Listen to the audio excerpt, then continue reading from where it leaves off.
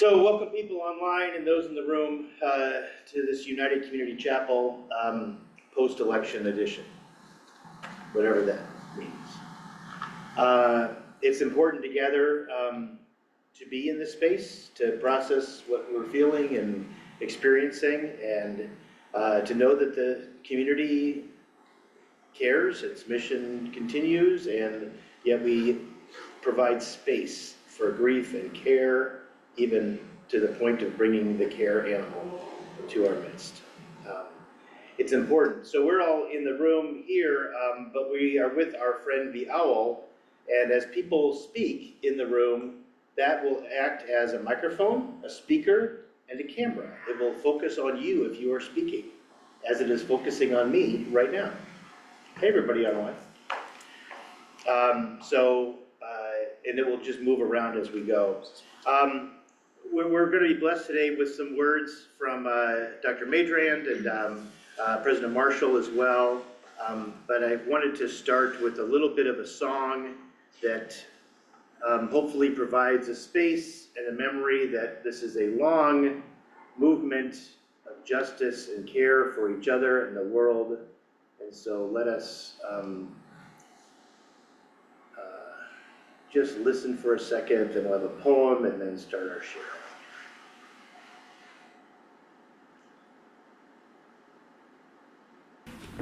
We are a gentle people, and we are singing for our lives.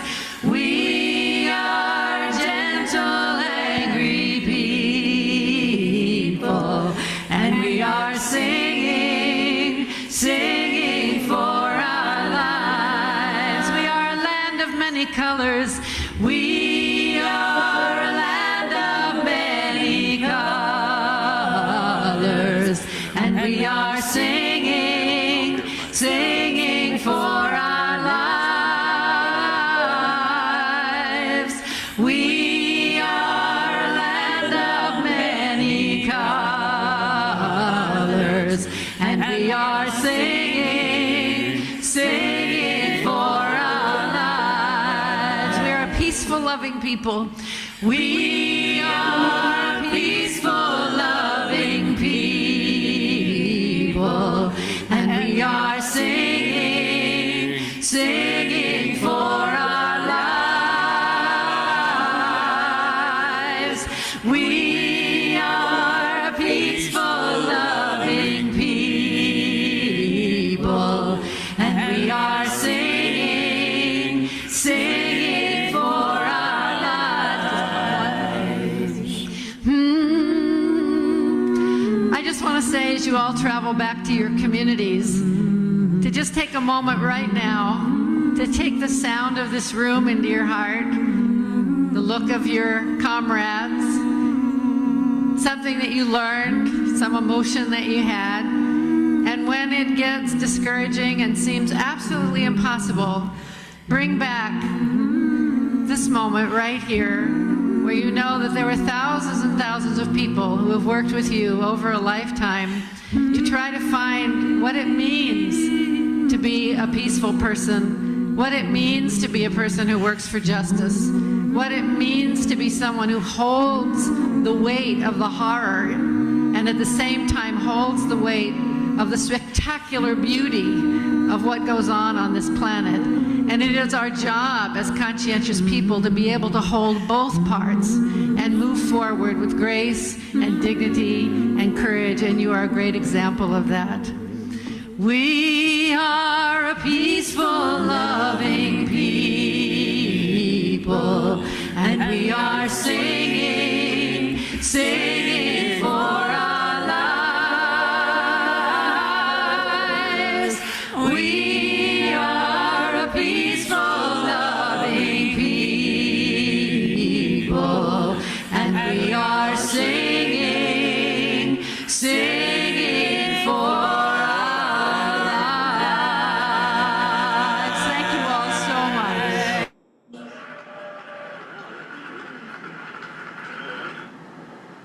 Dr. Ratridge.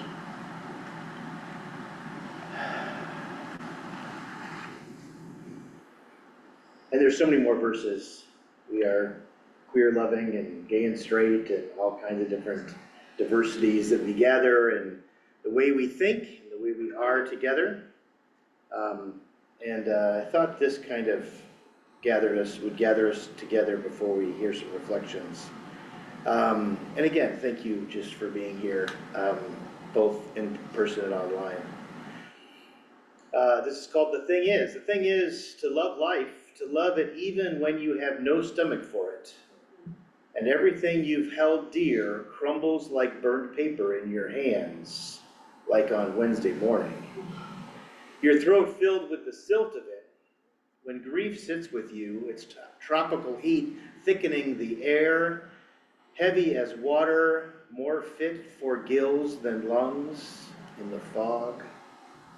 When grief weights you like your own flesh, only more of it, an immensity of grief, you think, how can a body withstand this? Then you hold life like a face between your palms, a plain face, no charming smile, no violet eyes, and you say yes.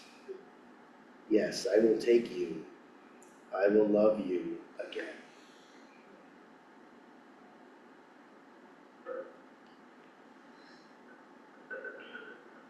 The thing is, we have no words to say that will make it better.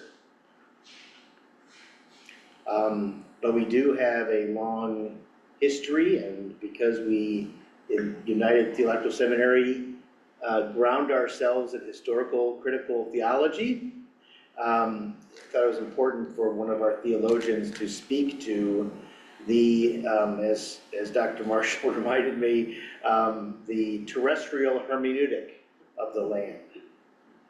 Like, what does the land say to us that has seen so many winters, that has seen so much love and violence, care and destruction, and what does the land have to say? And so I invited Dr. Maidrand to talk a little bit about that theology of the land and how the land holds and cares and renews and how it greets us in the midst of the news that we are trying to discern and learn from in this moment. So, Jen, we are blessed by your presence. Thank you. Thank you. As I am blessed by each person's presence here. As I think we are blessed by the body of the earth, which holds us right now. I'm not sure how much I have to say theologically, but I'll try and share a few things. I think T. Michael, when you had asked me to share, you were thinking as well about land, and particularly maybe about our responsibility globally, as well as to our local communities. And so I think a couple of things that I would like to share, actually, I think I would have said the same thing, no matter the outcome of the election. Conditions have changed, and they will likely continue to change drastically, posing real threats to so many in our communities. But the core of the work that we must do, I think, remains the same. To move our communities and societies toward justice and peace, and with innovation and compassion, to use United's mission language. If we look at the Hebrew scriptures, people have a lot to say on behalf of the land. People have a lot to say about the land and whose it might belong to, whom has right to live in it. But we have to look a little closer and more carefully to find the voice of the land itself. Actually, interestingly enough, in my Hebrew Bible class this week, we read a little bit from from Psalms 95 through 99, some of the songs that make up the Kabbalat Shabbat, the classic Friday night worship service in the Jewish tradition. And there is really, really rich language here of land and particular natural elements and creatures rejoicing pretty significantly. The sea rejoices, the floods clap their hands, the hills are singing together with joy, and not just out of celebration or worship, but actually in relation to judgment that will come with righteousness, equity, and justice. And so there's perhaps threads throughout the Hebrew Bible of the land being entangled with this question of a people's relationship to the divine and to that of justice. And there are many places where treatment of the land or the land's right to rest is woven into narratives of creation, narratives wrestling with war. And so not only, I think there are a lot of ways in which the earth in the text of the Hebrew scriptures has great wisdom for us, just as the ways in which the earth today might have great wisdom for us, or may just simply hold us in a time of deep grief. I think if it's all right, T. Michael, I'd love to say just something briefly about responsibility in some of that work of justice as it intersects with land in the Middle East, if that's still all right. Does that sound okay? Absolutely. Okay. Great. So we also see in the Hebrew scriptures writers of different texts recording different versions of God's promise to people in regard to land. There's land that God will show them, will bring them to. And there are many places where the writers of these stories have depicted their understanding of their relationship to God and the land in different ways. When it comes to so-called conquest texts, which are also interestingly under the category of the prophetic literature in Jewish tradition, but we have stories that depict violent conquest, genocide. Land is conquered all at once, and over time, there is non-conquest, where the people of God intermingle and make home with the original inhabitants of the land. And we see constant warnings that the land is a gift, that no one owns the land, that is contingent on fulfillment of what God has commanded, contingent on covenantal relationship. And there are countless warnings that the people of God will lose the land, sometimes that it will vomit them out if they do not adhere to the commandments that God has given them. And throughout the Hebrew Bible broadly, we have stories of people attempting to work out their relationship to land, to other people, and to a God who has called them to live to somewhat unique standards of justice in their world. And so we see this people's attempts and very oftentimes failure to live into these radical visions of justice. Oftentimes they're most saliently in the form of caring for orphan, widow, and foreigner, but in many other forms as well. And so the land and what the people say about the land in the scriptures that inform both Jewish and Christian tradition say a lot of different things. And there's richness there for us to wrestle with. And as we think about, I think in the wake of our national election, many of us are also thinking about the ways in which this election affects not only us, not only our communities, but other countries, and particularly Palestine and Israel, where much of our attention has been captured, rightfully so, for the last year, over a year. Palestinian theologian Reverend Dr. Mitri Raheb talks about this land as one that has been occupied consistently since these stories of biblical occupation. Palestine has been occupied by the Assyrians, Babylonians, Persians, Greeks, Romans, Byzantines, Arabs, Crusaders, Mamluks, Ottomans, British, Israelis, among many others.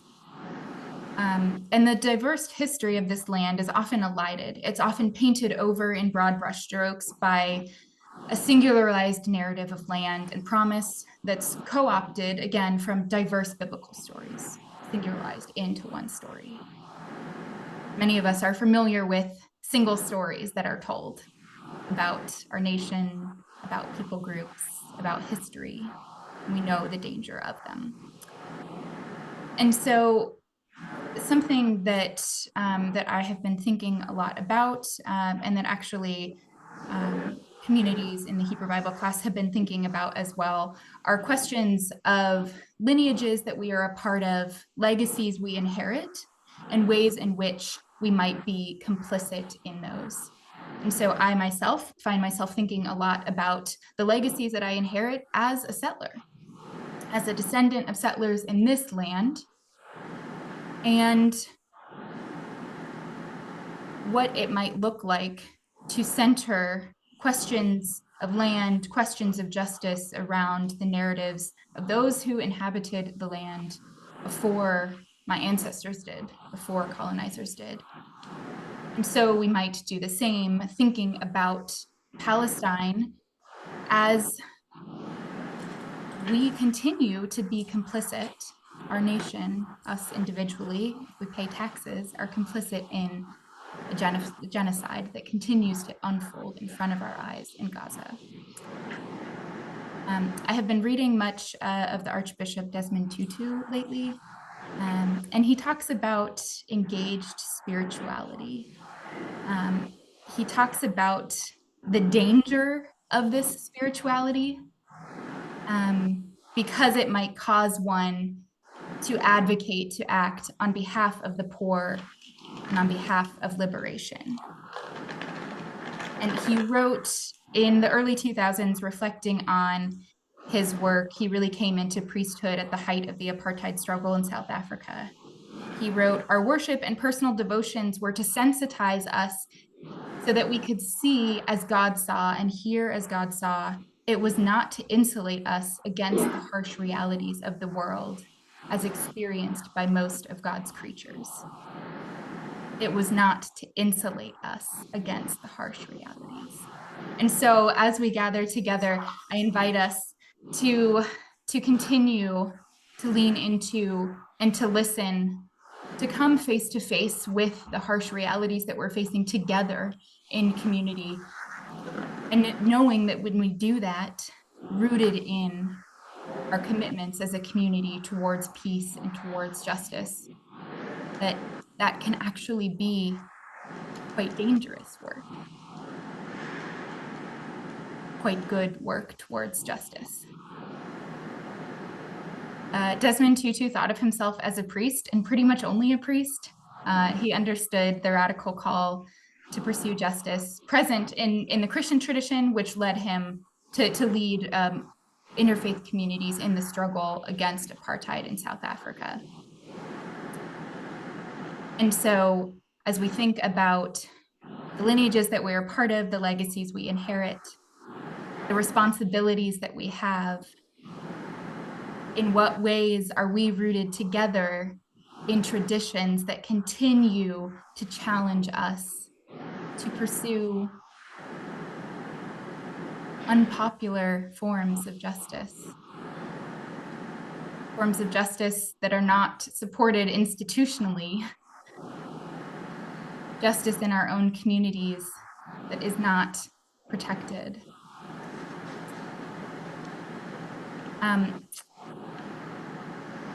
I think I just want to, I'll just end with sharing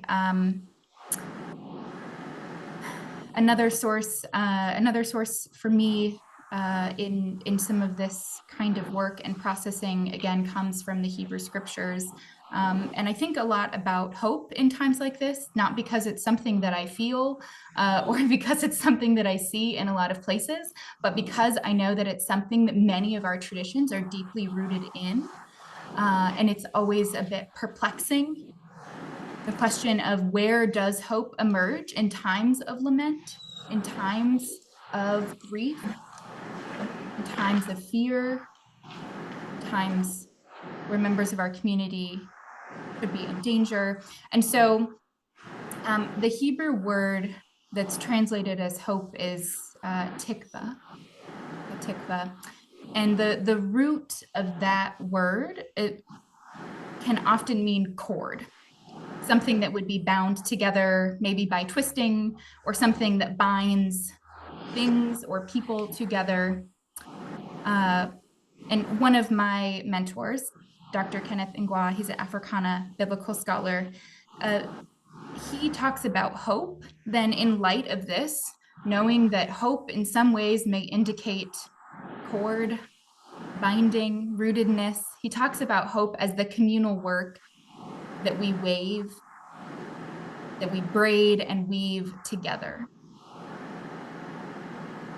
So if hope is not a feeling or a thing, but rather something active and something which is always being built, always being pulled together and woven, braided from different places,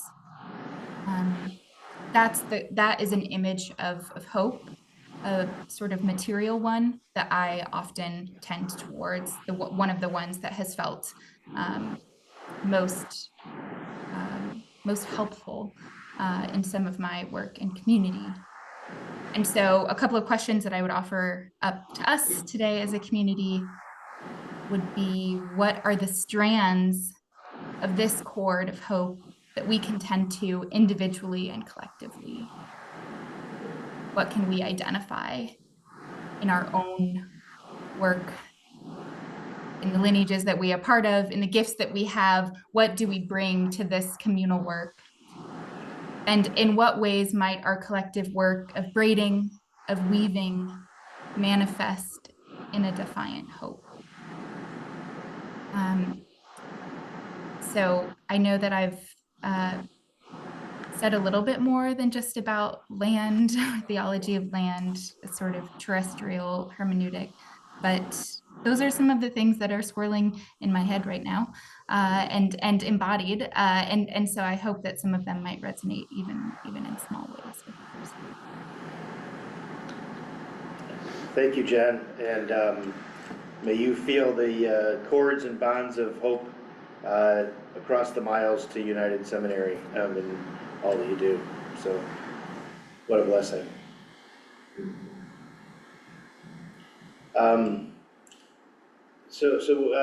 And we're going to hold that with us and contemplate the questions.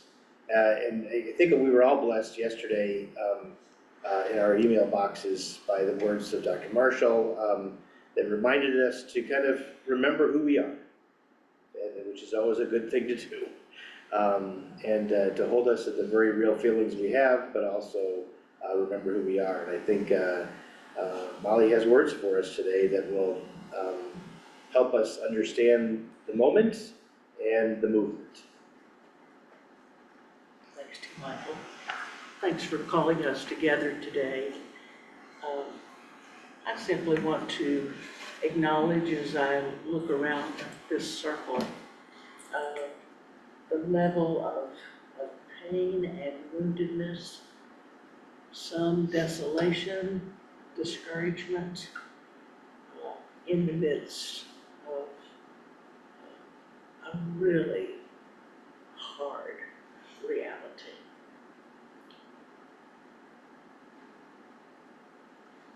I want to name that this is patriarchal and it is racist, and the two together are pernicious.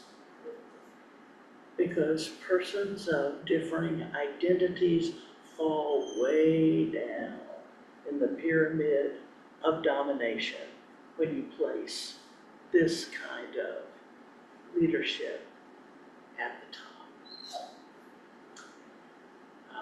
Jen drew from the Hebrew Bible.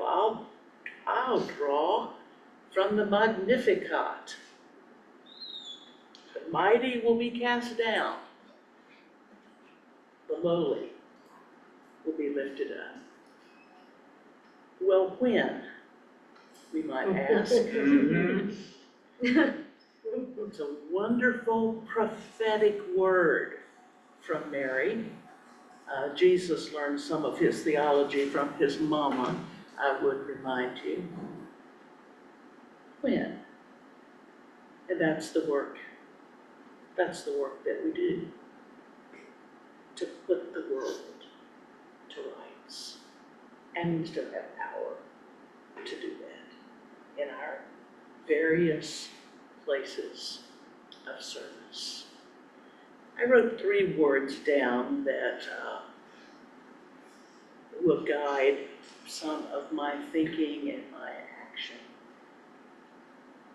going forward. First is dissent. This is not truth. This is fallacy. This is demagoguery.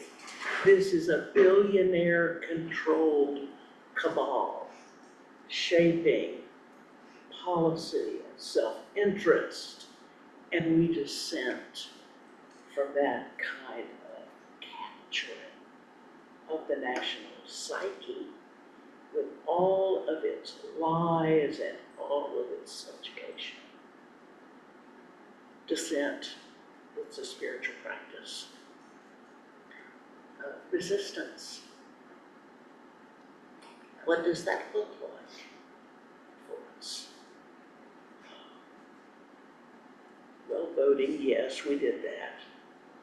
But resistance to the language of violence, one of the things that Vonda keeps holding before us, we need to be nonviolent in how we talk about those who oppose us, or we will mirror back the very thing that we are abhorring. And so non-violence. And I confess that I have sprained my finger looking at the TV in recent days, simply because it is contemptible. But how do we speak in a way that resists without mirroring the violence? The third thing is resilience. Our community is a resilient one. United has never had an easy way. It's always been kind of out there, kind of doing things before other seminaries were doing them, creating an extravagant kind of hospitality, which continues to grow, doesn't it? It's not just about sexualities, it's about traditions, it's about differing narratives of understanding how we approach the world, savoring the richness. Out of that will come resilience as a community. The more we work to create a healthy community here, the more will our graduates know how to foster healthy communities in the places where they serve. If we practice these things, how we listen, how we attend, how we articulate without impugning the motivation or the identity of the other. Demian likes to say, and I've called it my own line recently, more than ever before, more than ever, the world needs a seminary. like United. And we're known for this in our city. We're known for caring about justice. We're known for being extravagantly welcoming. We're known for being prophetic. We speak, we act, and we must continue to do so. In the meantime, please know you have a community that holds on to you. I'm glad to see you all here today. It's hard to do this by yourself. It's hard not to go down into this kind of spiral of desolation. And so T. Michael gave me a gift yesterday. We were on a Zoom call, and at the end of it, after the other person had gone, T. Michael said, "Well, how are you doing?" I appreciate you asking. It's something we ought to ask each other, and then wait for the response.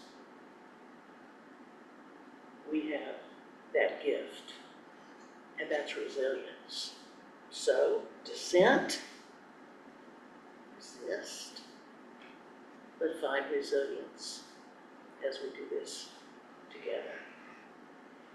And yeah, I think the mighty will be cast down, and the lowly will be elevated, all in good season.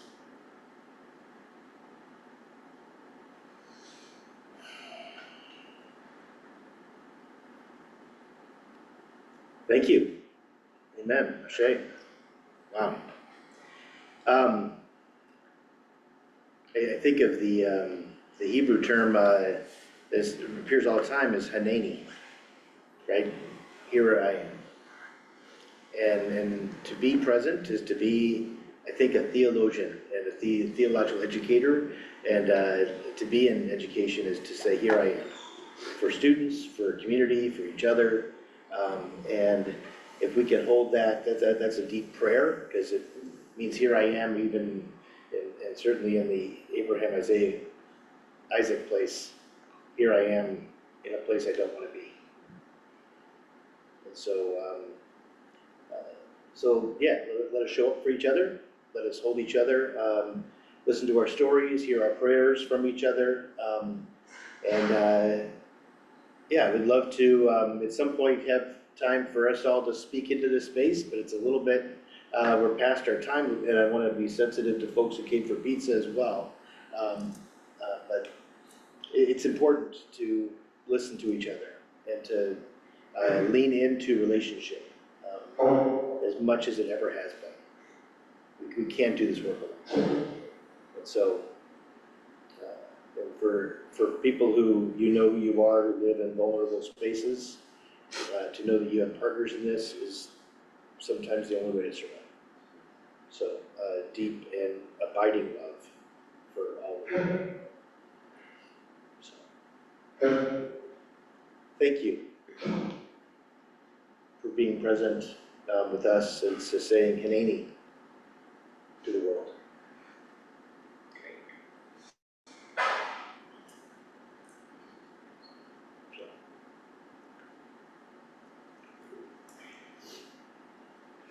Well, friends, let's go eat. Thank you, online folks. We're going to eat pizza here at United. But your presence is so important and valuable. We'll see you next week in chapel, if not before. Also, Murphy got a little bored of the talking. He is a certified therapy dog. You're welcome to pet him. That's what he's been eagerly waiting for. So, if you would call me to pet a dog, please feel free. I will do a special invitation to one of our alums, Nora Elliott, who is a beloved alum, who is a wonderful student here, and has been pastoring at St. Luke's Presbyterian for many years, has been called Nora's a trans woman who is just a gifted pastor in so many ways, has been called to be the pastor of Elk River UCC, and in a pretty red area of Minnesota. And I was asked to preach Nora's installation sermon on Sunday, and on Wednesday morning, Nora said, I can't be installed in this church in this place. I can't do it. I don't know how to do that, or what it means for the safety of my family and for this church. I don't know if I can do it. So we talked it out, and Nora will have a very interesting installation. Will happen at 2 o'clock on Sunday afternoon. You're all invited to come in solidarity to be with Nora and that community, because this is a pastorate of one day at a time. Not a forever installation, settled ministry, but the idea that the church has started with people in relationship and will always be that way, and we will honor that space for Nora and the Elk River UCC folks. So if you're free at 2 o'clock on Sunday, it's a good place to be. So I wanted to pass that along. Go have pizza. No, please.